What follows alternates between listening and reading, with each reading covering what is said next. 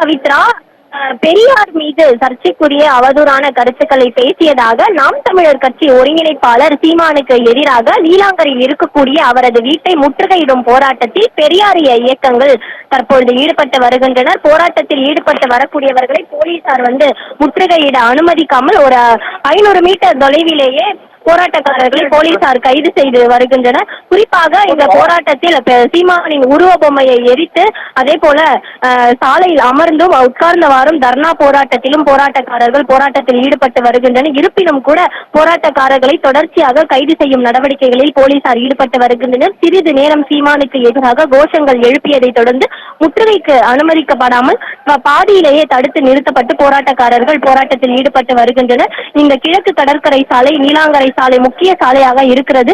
இந்த சாலையில் போக்குவரத்துக்கு சம்பித்து வரக்கூடிய நிலையில் போக்குவரத்துக்கு நெரிசல் ஏற்படுத்தும் வகையிலும் தற்போது சாலையிலும் அமர்ந்து போராட்டமானது ஆங்காங்கே இளைஞர்களால் நடத்தப்பட்டு வருகிறது. இளைஞர்கள், பெண்கள் என ஏராளமானோர் இந்த போராட்டத்தில் கலந்து கொண்டிருக்கக்கூடிய நிலையில் போராட்டக்காரர்களை கைது செய்யும் நடவடிக்கைகளில் போலீசார் ஈடுபட்டு வருகின்றனர். பவித்ரா, விவரங்களுக்கு நன்றி. மாயாவதி, தன்மானத்தோட பெண்களை வாழ சொன்னவர், பெண்களுக்கு பெண்கள் தான் பெரியார் என்று பட்டம் கொடுத்தார். அந்த பெரியாரை, சீமானை தமிழக அரசு உடனடியாக கைது செய்ய வேண்டும் என்பதுதான் எங்களுடைய கோரிக்கை.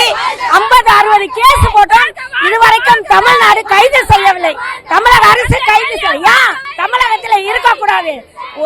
ஓட்டு பறக்க வரும்போது அவனை செருப்பால அடிச்சு தமிழக மக்கள், குறிப்பாக பெண்கள் துரத்துவாங்கிறதா எங்களுடைய விடு. உடனடியாக அவனை கைது செய்யணும்.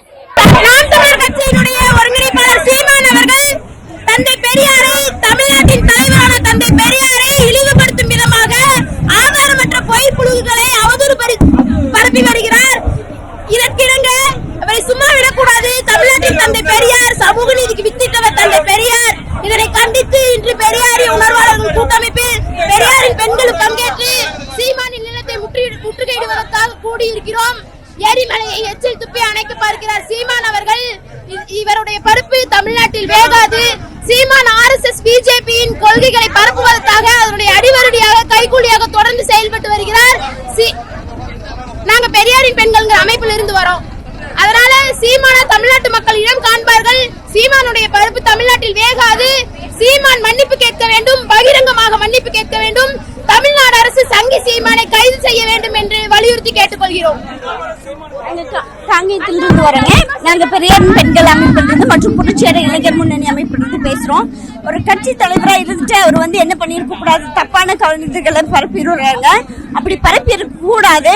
அவர் சொன்ன கதையை விட்டுட்டு சொல்லாத கதை சொல்லியிருக்காரு. ஆனா அவர் என்னன்னு கேட்டோம்னா, குடியரசு நாள் இதுலயும் விடுதலையிலயும் வந்திருக்கின்றாங்க, எல்லா பத்திரிக்கையும் பார்த்தாச்சு, அதுல இல்ல. அதனால நாங்க என்ன சொல்றோம்னா, பெரியார் பெண்கள் சார்பா அவருக்கு பெரிய கண்டனத்தை தெரிவிக்கிறோம்.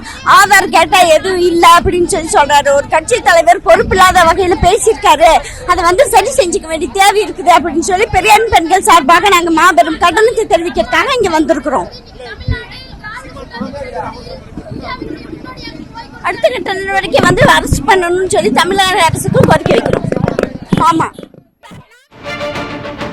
சென்னை நீலாங்கரையில் சீமான் வீட்டை முற்றுகையிட்ட பெரியாரிஸ்டுகள் போலீசார் கைது செய்யப்பட்ட போதிலும் சீமானுக்கு எதிராக தொடர்ந்து முழக்கங்களை எழுப்பி வருகின்றனர். அந்த காட்சியை நாம் தற்போது பார்த்து வந்தோம். தொடர்ந்து மற்ற செய்திகளை பார்க்கலாம்.